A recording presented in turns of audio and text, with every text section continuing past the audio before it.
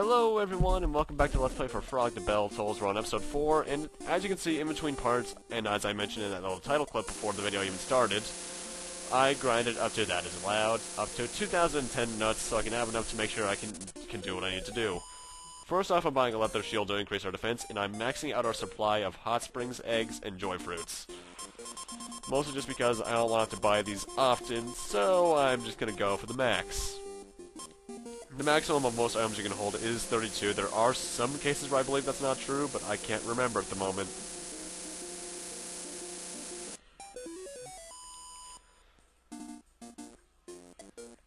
And with that, we're pretty much done in Hop Springs for the moment, at least. We won't be coming back here for quite some time. But there is still some things we need to do in the surrounding areas. First off, down here you can see there's a little hot spring. You can actually heal at this place by stepping in it, but that's only if you need to. And second off, there's some treasure we can get around here.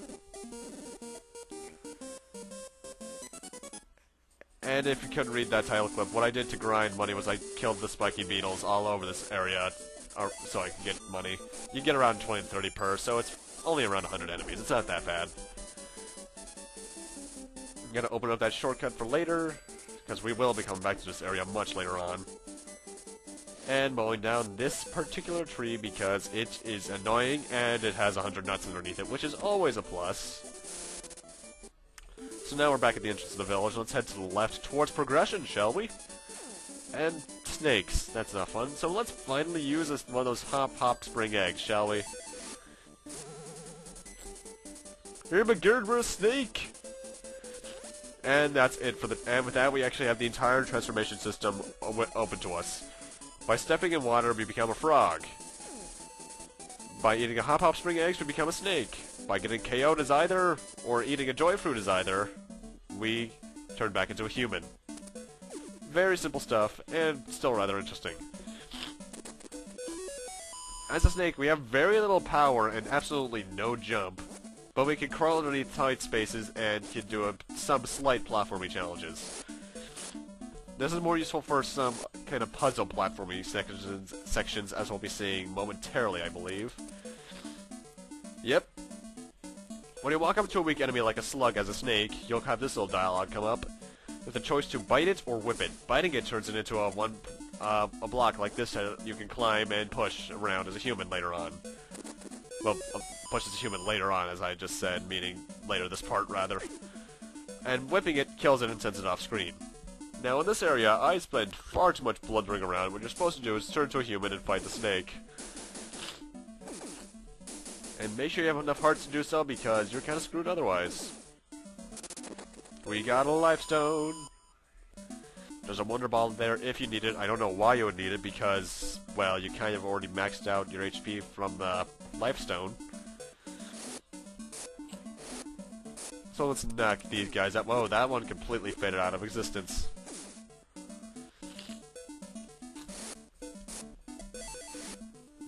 Easily the most annoying thing about the transformation system is the little it's not even really loading because it's a cartridge for the sprite, but just the little transition between the two. It can get really grating later on in the game because you just get tired of it. So let's become a frog. Jump on up. High jump up this, don't normal jump, because otherwise you're going to get screwed. And run away from this bat as soon as you can, because you cannot fight it at all as the frog. I don't even think you can fight it as the snake either. I think that's a human exclusive battle. And now over here, if you took enough damage against that bat, there's a lot of bugs in this area to heal you. And we also have the introduction of spiky snails. Those guys you can only eat as a frog when their head is not only visible, but from the front as well. If you touch the shell, you're gonna get damaged. Head down to the right, and continue onwards.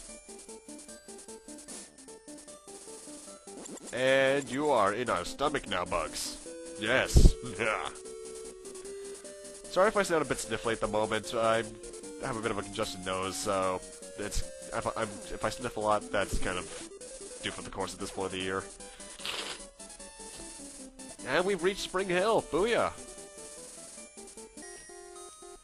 Now, you see, if I was someone like Chunka Conroy, I would have ended it there. I'm not Checker Conroy. And I never will be, as much as he is amazing. And talking to the people around this town, there's apparently some trouble going on in it. There's also some frogs. I believe if you're in a frog form, you can talk to them, but I never tested it. Let's go into this wrecked building, shall we? What are you doing here? I'd hope you'd ring the bell so Spring can come a bit early. Use the spring bell? Impossible. It was wrecked during the quake. Then Richard and his men are in big trouble. We have to fix it fast. The bell is filled with Princess Tiramisu's holy power. I want to fix it, too, but the Krokians stole most of our money. How much will it cost for repairs? Well, let's say about 1,073 nuts. 1,073? I've heard the number somewhere before. Isn't that the exact amount of money Mandola took from me? That can't be a coincidence. I knew it. Mandola works for Delarin. Son of a bitch. You there, don't worry about the money. Who said that? Oh, excuse me, you seem troubled. I come from Japan to buy this kingdom's gold. I'm Japanese businessman Alfred Jinby. I have to sneeze. Ah, what a weirdo. So you're talking about money, right? Oh yes, I have lots of money. Ichi, ni, san. Oh, I've got 1,073 nuts, but this money is for buying gold. That's great, but I have no idea where to find gold. Oh, but settlement outside the village say there's huge gold mine in this kingdom. Find gold mine, and you'll find gold. Okay, if it's for Richard and my dear Tiramisu, I shall bring you gold, sir. That man is such a decent stereotype, it's not even funny. But yeah, now I have to talk to this guy right outside the village that I think I mentioned before, I can't remember. I don't think I did. You have to say yes to really progress on, so let's do that, shall we? Oh, great, we have to go back all the way back to Alamode. Great! Okay, Alamode, got it. Luckily the game does it for us. The prince returned to Alamode, but something was off, and by that he means that it's under attack! Oh my god. Yeah, these soldiers aren't really big deals. You can take them out in 2 turns. In fact, you kind of do automatically, don't you? So let's head on up in here. Help! You gotta love naval smooks that are going to die. Curses! You'll pay for this! The villagers were hauled off to the palace. Everyone? I was the only one who escaped. Have no fear, I'll save them all. Alrighty, so let's head on back, shall we? Hey, Richard! Richard, hey, what are you doing? Ow, ow, ow, ow, ow, ow. Whoa! You ass! Pushy, aren't you? How'd you turn back? The bell hasn't rung yet. I bought a potion from Mandola. As usual, you solved your problem with money. The rest of us will simply have to soldier on until the bell rings. Well, what? The bell is broken. And you spent the money we need to fix it on 1 potion? You cad. I see. You want to save the princess and keep her all to yourself. That's low. Yeah, I misjudged you. Insert stereotypical action voice here. No, Richard, it was Mandola. He's gone. It's all just a big mix-up. I've lost my best friend. Sadness. Hey, eye patch. I couldn't help over here. Takes all kinds, eh? I'm sure you'll sort it all out. You seem familiar. That eye patch. Aha! Jam. Now I remember. Gotta go. Wait! Come back here, vile... Frogs are amphibians, right? Or are they reptiles? I can't remember. I think they're amphibians. Yeah, they're amphibians. What do you want, Krokian scum? Watch it. I'm Prince Kyle. You're not a Krokian. Do forgive me, sire. I usually only steal from Krokians, but I was sure you were one of them. Doesn't know the truth, I'm happy to help you out. Okay, by the way, why do you look like that? I got this potion from Mandola. And sure, I can loot the palace as I please. I gotta save the villagers. Take this, it'll come in handy. And we got the wristband, which allows us to push 1x1 blocks in the field as a human. You want me to come with you? No way. I'm a lone wolf. And by that, it means that this is just an RPG with no party like the original Dragon Warrior. But before we head to the palace, let's head slightly to the south of it to break down this tree, because there's something we can get down here. It's nothing required or any really upgrade.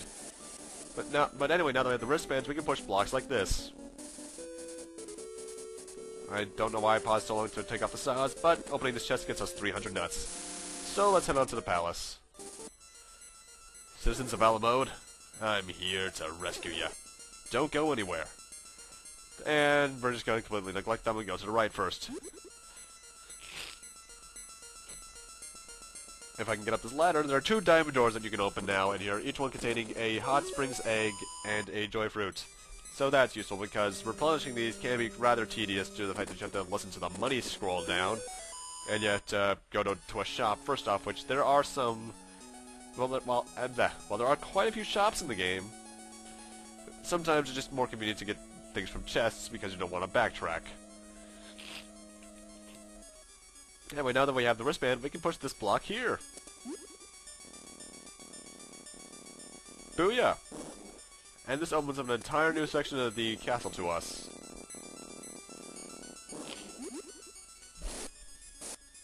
Which is actually, I believe, the dungeon? I don't remember. So anyway, as you might have noticed, I probably sound a bit different. That's because I'm using the Audacity thing that I did in the update video for the 27th.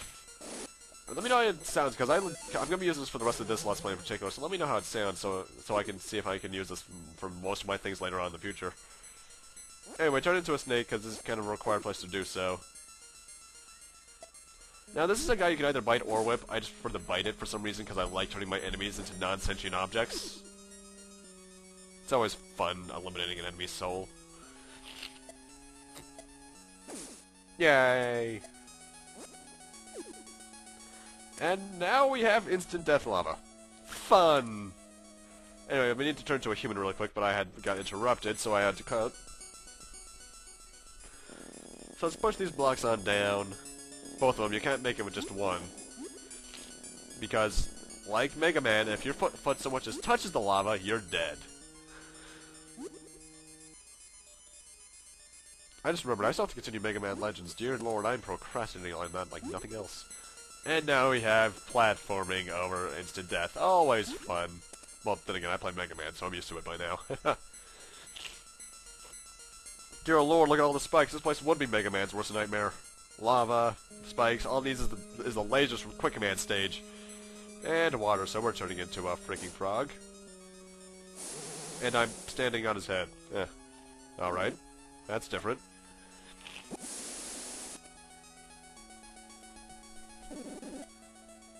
Yeah, Richard's still in shock.